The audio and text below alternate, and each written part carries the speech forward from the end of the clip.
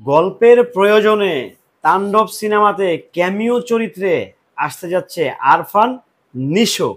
আবারও বলছি, গল্পের প্রয়োজনে তাণ্ডব সিনেমায় ক্যামিও চরিত্রে আসতে যাচ্ছে আরফান নিশো। তাণ্ডব হবে ইউনিভার্স সিনেমা, অর্থাৎ এটার শেষ হবে না, কেবলমাত্র শুরু হতে যাচ্ছে। তাণ্ডব দিয়ে রায়হান রাফি অনেক দূর যেতে চান, যেমন যেতে চান তুফান 2 নিয়ে। গল্পের প্রেক্ষাপটে নিশো ডিমান্ডেড। সাকিব ইয়ানদেরকে কি বললো, সাকিব খানকে কি বললো, ডাজেন্ট ম্যাটার। হ্যালো এভরিওয়ান, আসসালামু আলাইকুম। শিমুল আছি আপনাদের সঙ্গে। কেমন আছেন সবাই ভাই? আশা করি সবাই খুব ভালো আছেন। নিশু ভাইয়ের ব্যাপারটা নিয়ে আমি মনে একটু মাথা ঘামাচ্ছি বেশি, রাইট? দেখেন, আসলে দিন শেষে আমি সত্য খবরটা সবার আগে দেই, এই জন্য হচ্ছে অনেকের ভালো লাগে না, অনেকের ভালো লাগে। বাট একটা জিনিস কি মনে রাখবেন, টুডে অর টুমোরো আমরা যে কথাগুলো বলি, বিশেষ করে আমি যে কথাগুলো বলি অগ্রিম, সেই কথাগুলো কিন্তু ফলে। এখন গল্প ডিমান্ড করছে নিশু ভাই তাণ্ডব সিনেমাতে থাকবেন, পরিষ্কার গল্পে ডিমান্ডেড। এটা সাকিব ভাইকে কে কি বললো, সাকিবিয়ানদেরকে কে কি বললো, কার চরিত্র নিয়ে কথা উঠলো, সেটা বিষয় না। বিষয় হচ্ছে যে ক্যারেক্টার ডিমান্ড। এখন ক্যারেক্টার ডিমান্ড যদি হয়, সো ক্যারেক্টার ডিমান্ডের ক্ষেত্রেই গিয়ে নিশু ভাই তাণ্ডবে কানেক্টেড। সো তাছাড়া তাণ্ডব সিনেমাতে নিশু ভাইকে কাজটি করতেন না পরিচালক রায়হান রাফি। গল্পের প্রয়োজন ক্ষেত্রে তাণ্ডবে নিশু। ব্যাপারটা আসলে হাস্যকর না? ব্যাপারটা হাস্যকর না প্রিয় সাকিবিয়ানরা? আচ্ছা, গল্পের প্রয়োজনে কি আরো কি আর্টিস্ট ছিল না বাংলার মাটিতে? তবে হ্যাঁ, আপনাদেরকে বলছি একটু ভিডিওটা ধৈর্য ধরে দেখেন।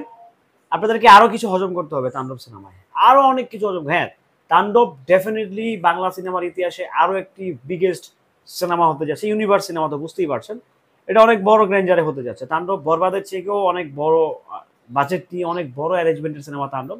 তো সেই জন্য হয়তো বা রাফি ভাই কিংবা সারিয়া শাকিল ভাই ওনারা চেষ্টা করছেন এই যে কি দারুণ একটি ক্যামিও চরিত্রে দিয়ে হোক, যেভাবেই হোক সিনেমাটাকে যেন লাইমলাইটে নিয়ে আসা যায়, যেহেতু তাণ্ডব খুব শর্ট টাইমের মধ্যে হতে যাচ্ছে। তবে তাণ্ডব কিন্তু অনেক বেশি সময় পেয়েছে টেবিলও আর কি। সো সেই জায়গা থেকে আমি বলবো যে যদি গল্প ডিমান্ড করে যে তাণ্ডবে নিশুকে লাগবেই, তাহলে তো আর কিছু করার নাই। যদি গল্প ডিমান্ড নাও করে, যদি তাণ্ডবে নিশু কাজ করে, আমাদের উচিত তাণ্ডব দেখা। সিরিয়াসলি বলছি, আমাদের উচিত তাণ্ডব সিনেমাটা দেখা।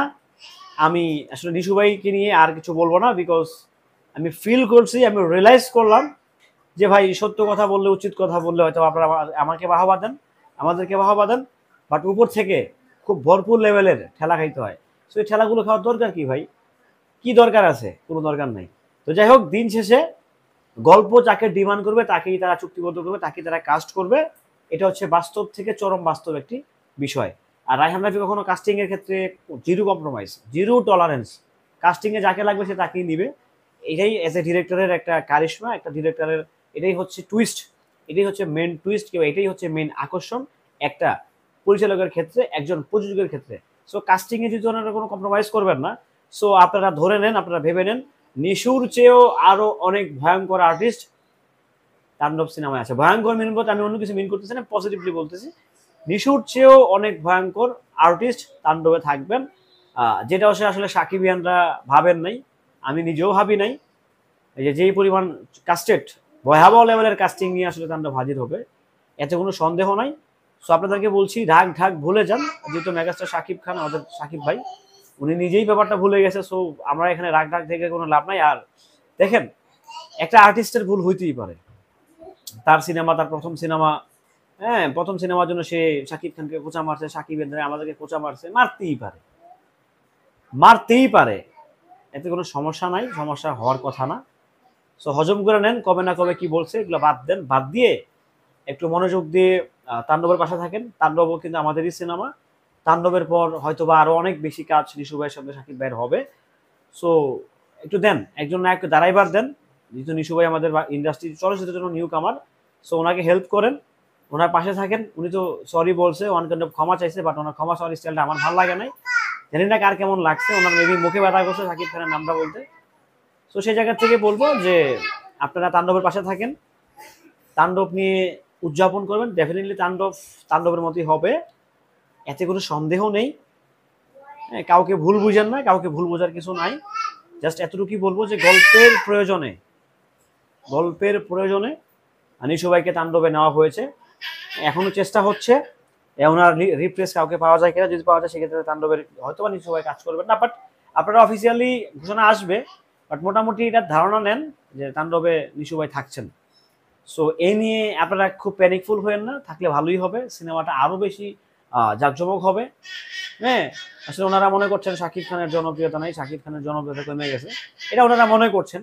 তো সেই জায়গা থেকে হয়তো বা মানে বেশ কিছু জনপ্রিয় খেতা মেতা নিয়ে হচ্ছে আসলে মূলত একটা জটলা পাকায় হচ্ছে সিনেমাটাকে ইউনিভার্স বানিয়ে মাঠে ছাড়তে যাচ্ছেন। যাই হোক, এটা প্রডিউসারের ব্যাপার। আর আমরা যারা আসলে ভক্ত আছি, ভক্তের মতো থাকি, বেশি না বুঝি, বেশি বুঝলে আসলে ভালো না। সো বুঝতেই পারছেন, কারেন্ট নেই, কারেন্ট চলে গেছে, তারপরে আমি বক বক করে যাচ্ছি, বিকজ ইজ দেয়ার যে তাণ্ডব হবে, তাণ্ডবের মতোই হবে। সো আপনারা তাণ্ডবের পাশে থাকবেন, বাংলা সিনেমার পাশে থাকবেন। ঘেউ ঘেউ ঘেউ ঘেউ করার কোনো দরকার নাই ভাই। দিন শেষে আমরাই, এখানে রাগারাগি করার কিছু নাই, মন খারাপ করার কিছু নেই, মনোমালিন্য করার কিছু নাই, কারণ তাণ্ডব কিন্তু আমাদেরই সিনেমা। তাণ্ডব কি আমাদেরই সিনেমা। সো মন খারাপ করেন না, মেনে নেন, একটু হজম করতে শিখেন, ভালোভাবে হজম করেন, ভালো কিছু হবে, ভালো কিছুর জন্য অবশ্যই একটু সমস্যা হয়।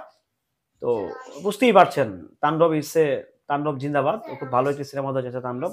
শুধু নিশু ভাই না, আরো অনেক বড় বড় কাস্টিং আছে। আমি বারবার বলছি কারেন্ট চলে গেছে 6 মিনিটের মাথায়, আমি শেষ না করে ক্লোজ করতে চাচ্ছি না, লাগলে অন্ধকার হয়ে যাক।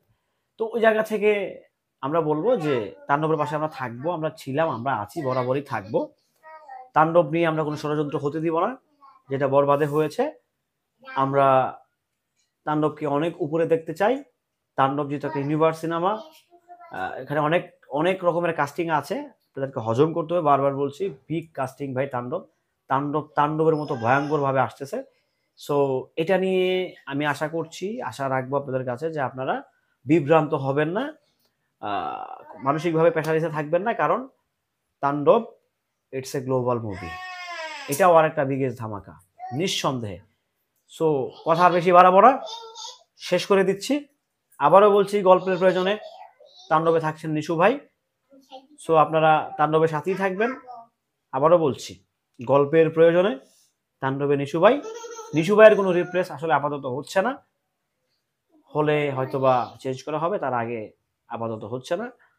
সবাই ভালো থাকবেন, সুস্থ থাকবেন। ভিডিওটি কেমন ছিল অবশ্যই কমেন্ট করে জানিয়ে যাবেন। আল্লাহ হাফেজ।